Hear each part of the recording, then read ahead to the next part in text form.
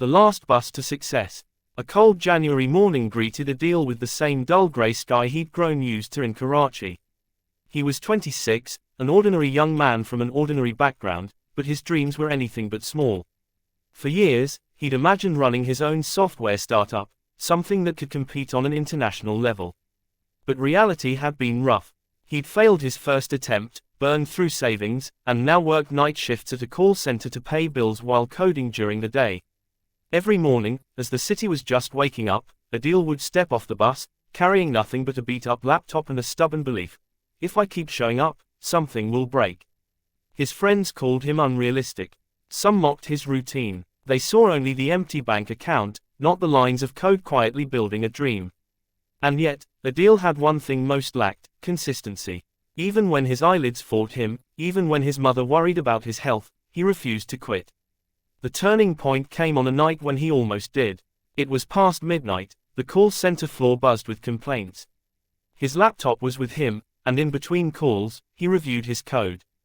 A bug refused to go away, a silly security issue that threatened his entire project.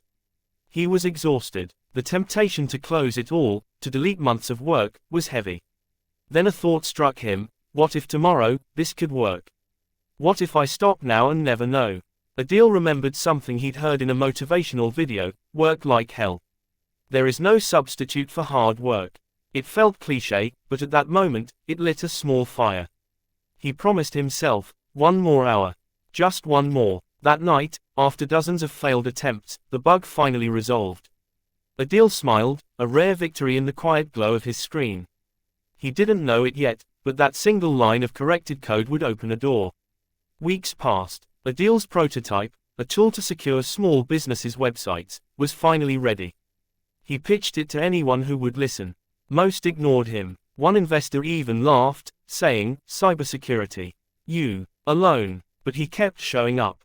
He cold emailed CEOs, joined online forums, and attended free tech meetups. He didn't have the fancy degree or the funding, but he had something stronger: a relentless rhythm. Finally, one evening, an email came through. A mid-sized e-commerce company in Dubai needed exactly what he'd built. They wanted a demo. Adil spent 48 sleepless hours refining the pitch. When the call ended, the CTO said 7 words Adil would never forget: "When can we start using this?" That first client gave him revenue, credibility, and more importantly, belief. Word spread, and soon other small companies joined in. Adil left the call center job. Within 2 years, his tool was protecting hundreds of websites. His startup, once an idea scribbled in a notebook, now employed 10 people. One afternoon, a journalist asked him, "What made you keep going when nothing was working?" Adil smiled: "Because I knew the bus to success always comes late. Most people leave the stop too early. The lesson. Adil's story is not about sudden luck or a billion-dollar valuation. It's about persistence when nobody's watching.